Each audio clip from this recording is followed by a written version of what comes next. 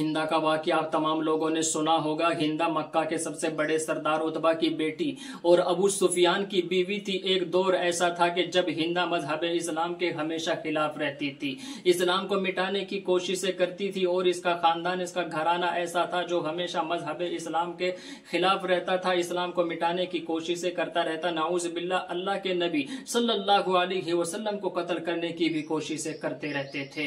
एक वक्त ऐसा आया जब जंगे बदर के अंदर हिंदा के वालिद उतबा को कत्ल कर दिया गया और इसके बाप के कत्ल होने के बाद हिंदा के दिल के अंदर बदले की आग भड़क गई। ये इंतकाम लेने की कोशिश में लग गई और हमेशा एक ही बात इसके दिमाग के अंदर चलती थी कि अपने बाप की मौत का बदला किस तरीके से लिया जाए। जब जंगे ओहद के अंदर अल्लाह के नबी सल्लल्लाहु अलैहि वसल्लम के चचा हजरत हमजा को शहीद किया गया तो हिंदा ने अपने हाथ में खंजर उठाकर अल्लाह के नबी सल्लल्लाहु अलैहि वसल्लम के चचा हजरत हमजा का पेट फाड़ा और उनका कलेजा निकाल कर अपने दांतों के नीचे चबाया। अल्लाह के नबी सल्लल्लाहु अलैहि वसल्लम ने जब सन 8 हिजरी में मक्कातुल मुकर्रमा को फतह किया और मक्का फतह करने के बाद अल्लाह के नबी मक्के के अंदर दाखिल हुए तो उस वक्त बहुत सारे लोगों ने इस्लाम कबूल किया, बहुत सारी औरतें इस्लाम के अंदर दाखिल हुई, बहुत सारी औरतों ने अल्लाह के नबी के हाथ पर बैत की। उन्हीं औरतों में से एक औरत हिंदा भी थी जो फतह मक्का के बाद इस्लाम के अंदर दाखिल हो गई। अल्लाह के नबी सल्लल्लाहु अलैहि वसल्लम के सामने